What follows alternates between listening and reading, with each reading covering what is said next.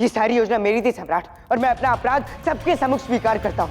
मैंने ही सोच समझकर चाणक्य को यहाँ से मुक्त कराने का षड्यंत्र रचा था। तभी तो धूमकेतु ने ये वेश धारण किया हुआ है, क्योंकि मैंने ही उसे कहा था कि वो मगध के सैनिकों का ध्यान भटकाए, ताकि मैं चाणक्य को बिल्कुल आसानी से बाहर निकाल पाऊं। सारे साक्ष्य आपके सम्मुख प्रस्तुत है सम्राट। जब अमात्य और उनके गुप्तचर भी चाणक्य को नहीं ढूंढ पाए, तो मैंने उन्हें ढूंढा सम्राट। एक बार नहीं, 2 बार, बिना किसी सहायता के, बिना किसी सेना के। जबकि यहाँ इस बात से कोई भी अनभिज्ञ नहीं है कि चाणक्य किसी सेना से कम नहीं है। क्यों अमात्य, मेरी इस बात से तो आप निश्चित ही सहमत होंगे ना? तो फिर आप ही सोचिए सम्राट कि मैंने उस चाणक्य को बंदी कैसे बनाया होगा, क्योंकि वो मेरी इस योजना में स्वयं सम्मिलित थे। जो कुछ हुआ उनकी ही मंशा से हुआ।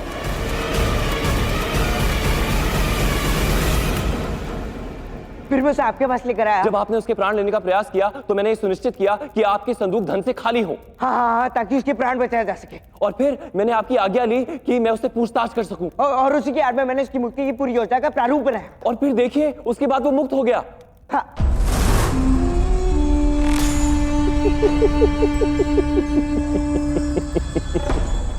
सम्राट, ये वो क्या है ना चंद्रगुप्त, तुम्हारे इस मित्र ने अपना अपराध पहले ही स्वीकार कर लिया है कि इसने चाणक्य की सहायता की। और इसने यह भी बताया कि जैसे ही तुम्हें इस सत्य का ज्ञान होगा तुम ऐसी ही पंक्तियां बोलोगे इसे बचाने के लिए। वैसे सत्य कह रहा हूं दास, यदि तुम्हारे मित्र ने अपना अपराध पहले स्वीकार नहीं किया होता तो ये उस तरह उसकी गर्दन पर नहीं, तुम्हारी गर्दन पर होता।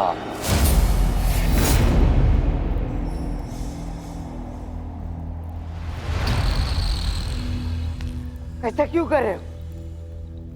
तुम झूठ क्यों बोल रहे हो धूम? मैं बताता हूं। ये देशद्रोही तो अवश्य है, किंतु एक अच्छा मित्र भी है। इसे ज्ञात है कि इसने तुम्हारे साथ की गई मित्रता का अत्यंत लाभ उठाया है, और अब जब इसे इसकी मृत्यु निकट प्रतीत हो रही है तो ये तुम्हारे साथ किए गए विश्वासघात के पाप से मुक्त होना चाहता है, उस ग्लानि से मुक्त होना चाहता है जो इसे अचोट रही है। नहीं सम्राट, इसने मेरे साथ कोई विश्वासघात नहीं किया है। वो तो मैं बस बस भी करो चंद्र, इसका पक्ष लेना अब बंद करो। कब तक तुम इसका साथ देते रहोगे? तुम्हें इससे सारे बंधन उसी दिन तोड़ लेने चाहिए थे जब इसने इंद्र के सम्मुख पहली बार अपने लोभ को प्रस्तुत किया था।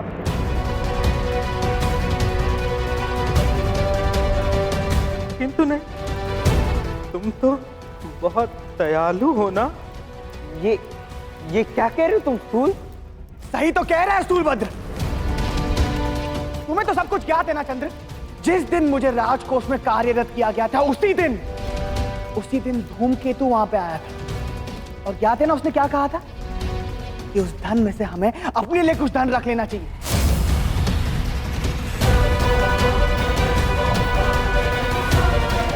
नहीं, ऐसा कुछ भी नहीं हुआ था। बस चंद्र, झूठ बोलने से कुछ बदलने वाला नहीं है, और तुम्हें पता है सब ऐसे ही हुआ था।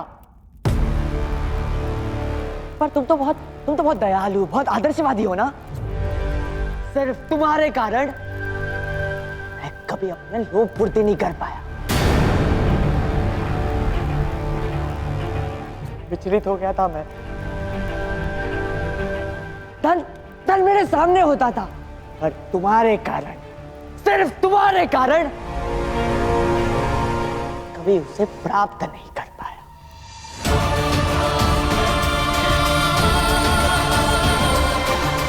ये मैंने आचार्य चाणक्य से संधि कर ली। पर आज अगर मैं पकड़ा न जाता तो सम्राट से चुराए हुए धन में से मुझे मेरा भाग मिल जाता, और मैं तुमसे और इन सब से दूर जा चुका होता।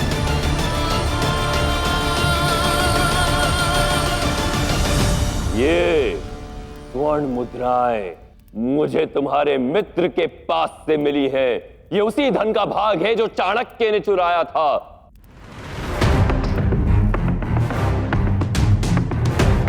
इससे ये सिद्ध होता है कि चाणक्य और ये तुम्हारा मित्र दोनों मिले हुए थे और धन के लोभ में आकर इसने चाणक्य की भागने में सहायता की।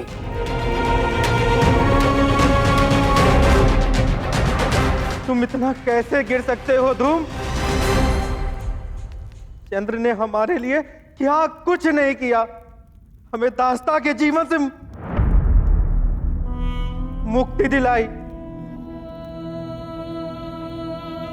यहाँ इस राजमहल में लेकर के आया और तुमसे अपना लोभ तक न त्यागा गया तुम।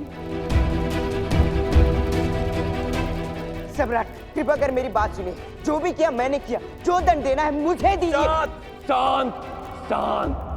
दंड के लिए तुम्हें भिक्षा मांगने की कोई आवश्यकता नहीं है दास, क्योंकि दंड तो तुम्हें अवश्य मिलेगा। ऐसा दंड मिलेगा जो तुम्हें सदैव स्मरण करवाता रहेगा कि तुम्हारा कर्तव्य केवल सम्राट के प्रति है और किसी के प्रति नहीं। ना माता, ना पिता, ना भाई, ना बहन, ना ही मित्र। ऐसा दंड जो कि मृत्यु दंड से भी भयंकर होगा।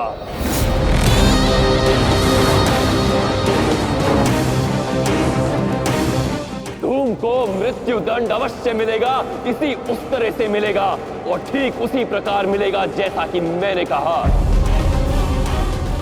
किंतु उसे दंड मैं नहीं दूंगा,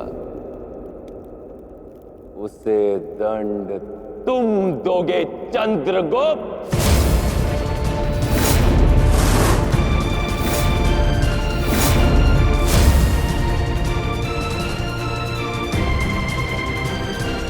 ये लो, इसे महल में लाने का अपराध तुमने किया, इस पर अंधविश्वास करने का अपराध तुमने किया, तो अब अपने अपराध का पश्चाताप करो।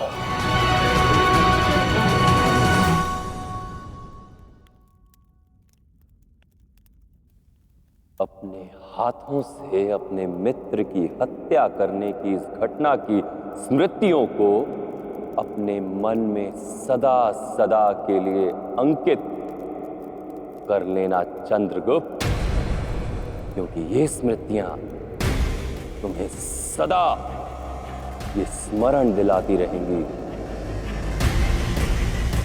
कि तुम्हारी निष्ठा केवल सम्राट के प्रति है, कि तुम्हें किसी पर अंधविश्वास नहीं करना चाहिए, केवल स्वयं पर विश्वास करना चाहिए।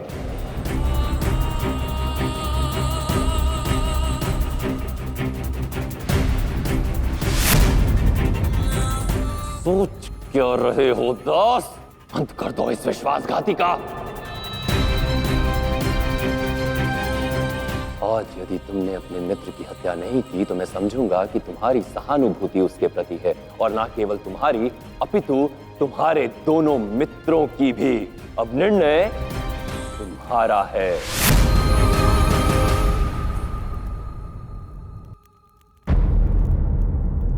या तो तुम धूमकेतु के प्राण ले लो, या अपने साथ साथ अपने अन्य मित्रों के प्राण भी दांव पर लगा दो।